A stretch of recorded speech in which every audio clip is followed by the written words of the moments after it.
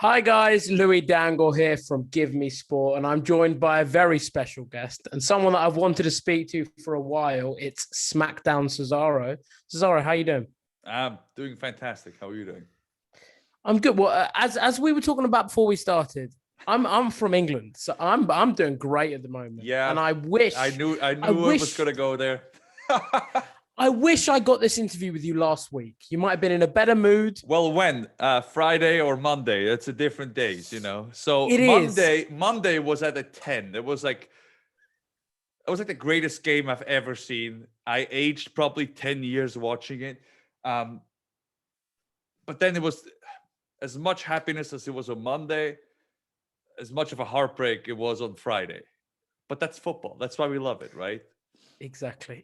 And I mean, before we get on to talking about the wrestling, which everyone's here to listen to, you must have been very proud of what Switzerland did at the Euros. I think they did. I mean, they knocked out who many people have considered the favorites or did before the tournament started. So you must be very, very proud of what they achieved. Extremely, especially after the first game. I thought we had a rough start, as in I don't think the team played well. I don't think the team got played as a team. But then, against France, they really, really stepped up and they played as a team. And against Spain as well. I mean, that was just unlucky. And hey, I mean, maybe we got lucky in the game against France and unlucky against the game against Spain. But that's football. I'm extremely proud. They played as a team and they showed a great fighting spirit and great just camaraderie and everything. And that's what to me, that's what international football is about. And that's why you see teams like that succeed in those kind of tournaments. It's because they're a team and not just individual players, because individual greatness can get you so far, but at the end of the day, it's kind of where the teamwork takes you. And it was very inspirational. It was awesome. I'm just very proud of Switzerland. Awesome. And football might be coming home, might be coming back to England, but so is WWE, and that's Yes. for certain. Yes. So I want to talk a little bit about the you guys returning to the UK, obviously for the first time, really going anywhere out of Florida, really since March of last year. So for you, and you especially, obviously, given your roots are over here in Europe, it must be really exciting news that you guys are heading over here. I'm so excited. Great cities, obviously Newcastle, London, Cardiff, and Glasgow. Great cities, great fans, and just a tour again. I miss England. I miss the tours because that's when we usually talk football, and that's when we can go to watch football games or go to the stadiums and just have a good time. And that's when I can kind of bond with people that speak more my language. Over here, you try to bring up football or the Euros, and people don't know what's going on, and I'm just like, come on, guys. So I miss it, and I'm so excited to go back. So if I said to you, listen, you can book the first sort of tour anywhere in the world, where would you choose for WWE to go?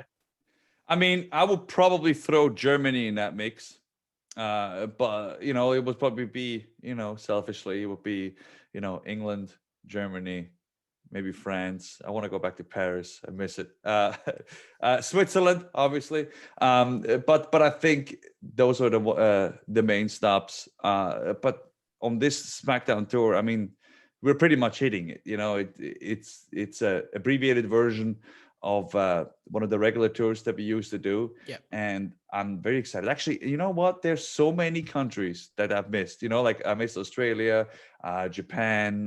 We go to so many other South American countries. We've been going to more recently. To me, what I always loved are the international tours. Europe is obviously way special for me because I feel like I have that connection and I have that homecoming feeling. So I'm extremely happy that the first tour we do is Europe. But And what makes, I guess, European fans so special? Because I don't know whether I'm biased or not, but whenever I go to a UK show here, I'm like, damn, we're a good crowd. We are a good crowd. Europe is just the best. I mean, again, I'm biased as well, so you're asking the wrong guy. It's the passion, it's the love, it's the fact that you know, you don't get those live events all the time. You don't get the TV events all the time. That's why the TV, whenever we broadcast TV from England, it's just special. It's different. It's the energy. It's the fans. It's the passion. It's the chants. It's everything, and that's what makes it. That's what makes it different, and different is good. You know, different makes it special. Different makes it unique. It makes it authentic, and that's what I love. Awesome. I want to touch on briefly the run you've been on really since the beginning of the year. You've been on a real hot streak at the moment, feuding with Roman Reigns, Seth Rollins. How's it been for you, this sort of change? And definitely as we approach what is becoming a big, big moment for WWE with fans returning and the return to sort of the regular touring schedule. I just hope I can keep the momentum, and I hope that the fans will continue that momentum with me, because I felt that you know, a lot of times in my career, actually pretty much all of it, I owe thanks to the fans, thanks to the WWE Universe, and I can't wait to go back in front of them and get that reaction, get that feedback, get that live energy, and I'm so excited, and I hope I can make the second half even better than the first half. We hope so. We hope it'd be hard to get much better, but maybe a title. I know, right? Maybe a title. And you've got the opportunity to potentially get within a very good shot of a title, Money in the Bank, if you qualify this week on SmackDown. So talk to us about why Money in the Bank is so special, given the opportunities that it can give to people that we've seen throughout history, and also with that being, everyone loves a ladder match, and you can have the first pay-per-view a ladder match with fans. It just seems right. I mean, yeah, I mean, like, it's the first pay-per-view in front of, you know, a live audience. It's Money in the Bank, which is kind of led to a title reign. What is it, like 90% of the time? It's high. It is very high. And then, you know, like Swiss Money in the Bank. That just sounds good, right? That just sounds right. So, yeah. I tell you what, the 007, sort of, when you used to come out in the suit with the briefcase, I think it'd work. I think it would work. Maybe I'll bring it back when I have the briefcase, right? Awesome. And I presume, listen, if you do win Money in the Bank, you've got to be after Roman, surely, after that hot feud you had where it looked like moments during that match, you were a second away from becoming Universal Champion. Is he very much in your sights for the next couple of months? I mean, definitely. I mean, first it's definitely winning Money in the Bank, and then I have to pick and choose who I want to go after, right? But you know, I took Roman to the limit. I don't think he liked it, so let's do it again.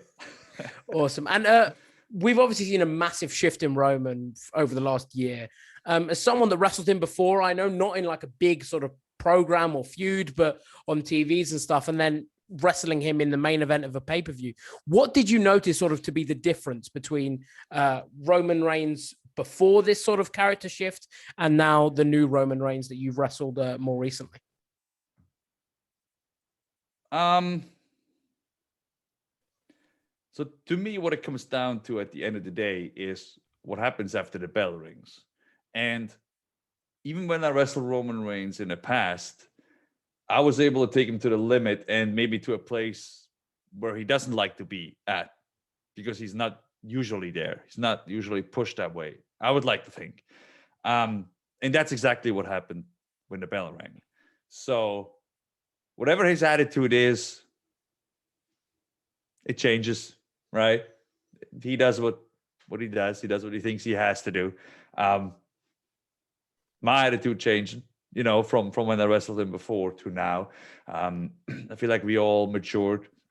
We all changed. We all developed. We all progressed.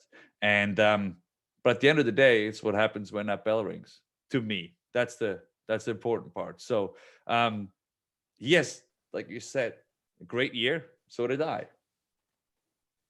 You did? Let's see. I was shocked to know you didn't lose like a singles match for like nearly a year. I was shocked too. I didn't know that. I think I saw it somewhere online. I'm like, oh, I didn't even realize. I was like, damn, that's been bubbling for a long time. I didn't notice it. But you know what? Hopefully the start of a winning streak this week on Friday, in the Money in the Bank qualifier, and then moving on throughout the rest of the year.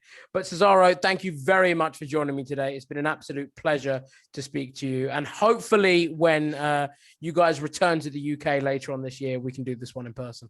I hope so too. And I hope I have that briefcase. I would like that. Or you would have cashed it in by then and be champion by then. Who knows? Who knows? Who knows? Who knows? Thank you very much. Thank you, Louis. I appreciate it.